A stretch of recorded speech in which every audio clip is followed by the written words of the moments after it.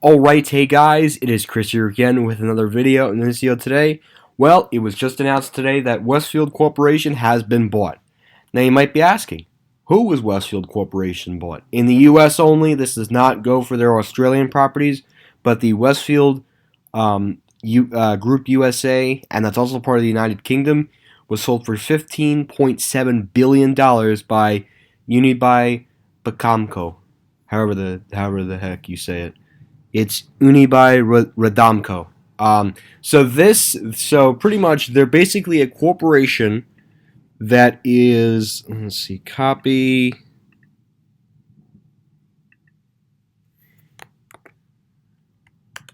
So Unibail-Rodamco is a corporation located, it looks like, in Germany. So it's a European corporation, and they just acquired Westfield, the Westfield Group, which is not part of Westfield Australia, for $15.7 billion. So this is something that is very interesting to me.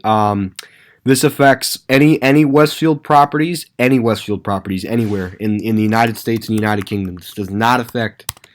So let's go Westfield Mall. So obviously, I'll show quickly of the properties they'll be acquiring. Anything from the southern part of California to the northern part of California, to the premier property in Washington State, as well as a couple properties in Florida, a couple properties in the Midwest. Actually, one property in the Midwest, which is Old Orchard, which actually, ironically, they're losing Lord & Taylor, and as well as Annapolis, which is also losing Lord & Taylor. But obviously, again, you can see all their East Coast properties, so Unibail-Rodamco will have control of every single property in the United States, the United Kingdom. So, guys, anyways, very interesting. So here it is, the New York Times, obviously. So this, it says, in his spending spree, shopping mall operator bets on Westfield. So it tells about Unibail-Rodamco, which it said on Thursday it agreed to acquire both the Australian owner of Westfield Garden State Plaza and the World Trade Center. And I love how they don't pay attention to Sunrise and South Shore. I think that's kind of stupid how they don't pay attention to that. But yeah, they do name the two premier properties in the area, and that's Westfield World Trade Center and Westfield Garden State Plaza. So most likely, what does this merger bring? This is a lot of questions. Let's talk about the first one. So the first one is, will Westfield and Unibail-Rodamco stick to Kone?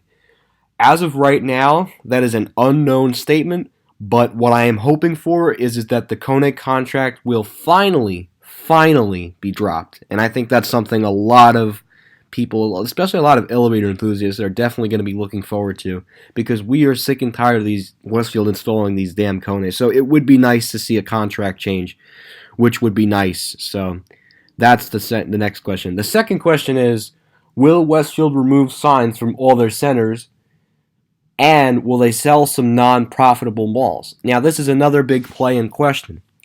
Right now, I can say that they probably will remove the Westfield signs, because I don't know, because they're not owned by Westfield anymore. Now it's Unibail-Rodamco. And then the next question is regional malls. So this does not go for Westfield Old Orchard, Westfield South Center, or Westfield Garden State Plaza, Westfield Annapolis, and any of the Trumbull probably would be saved. But what does this mean for the Westfield regional malls? Meaning the malls that don't have the fancy stuff, the upscale premier and stuff. So there's two Westfield malls located on Long Island. And those two Westfield malls are Westfield Sunrise and Westfield South. This one, Westfield Sunrise and Westfield South Shore. Now, what does this mean for Westfield South Shore and Sunrise? Well, I think most likely in the merger, the new company will probably hold on to Westfield South Shore. But as for Sunrise, now, here is the problem with Westfield Sunrise. It's a very small mall.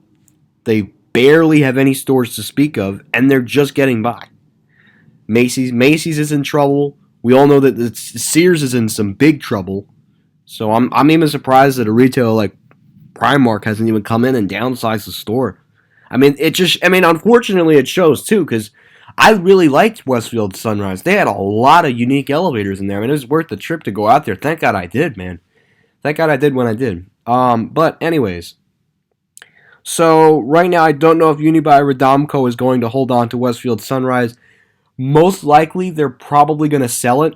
I would imagine. I don't see them keeping Westfield Sunrise because it just isn't profitable, and I hate to say that too, but it's not profitable enough. I mean, yes, there's Dick's and Dave and Buster's, but that's not going to save them all. That's the problem. Dave and Buster's could lift. It could bring a much younger crowd, which is good, but it's not going to save them all. That's what Westfield didn't understand, and now, I'm happy that there's this sale, but they waited too long to renovate the small Westfield Sunrise. So I predict that Unibail-Rodamco is probably going to sell Westfield Sunrise in a spinoff. Well, they're going to probably spin off a couple of other properties too. It's probably not just Sunrise. Now Westfield South Shore. This mall, I think, is going to be safe, but I don't know. They probably could spin this off too. But again, who knows? But I do believe that Westfield South Shore will be safe. I believe it will be safe with the new company. There's a lot of new attractive tenants like Cheesecake Factory and Olive Garden. There's IHOP. There's a new Dick's. So I think South Shore will be safe from the it not getting sold. We definitely know that Westfield World Trade Center and Westfield Garden State Plaza will still be under the same ownership. They're never going to give those two properties up ever.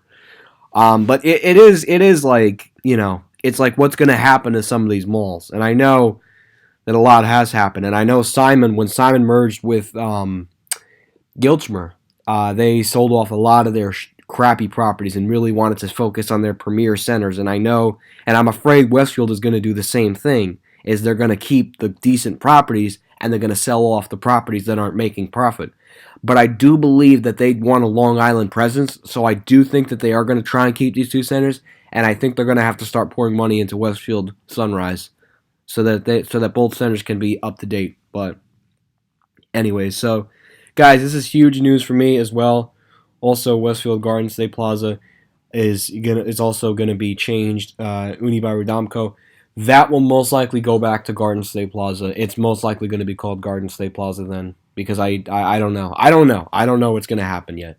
But Westfield did say in the deal that they do want to keep their signature name, so hopefully they can do that. So anyways, guys, thank you for watching this video. I know it's a long video, but it is something that's really in question now because this is a huge merger.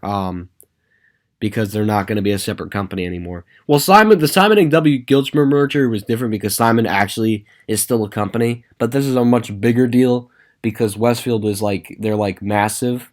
I mean, they're not massive, but it is pretty big to see them get sold, but who knows what will happen. But this just happened today. I'll keep updating you guys with here and there updates about what's going to happen with the malls and stuff and what malls are going to be sold off. So stay tuned for any update videos, anything that's new and what malls are getting sold off. I will let you guys know, and I will report to you as soon as I can. Anyways, guys, thank you for watching this video. Hope you enjoy, and that's it.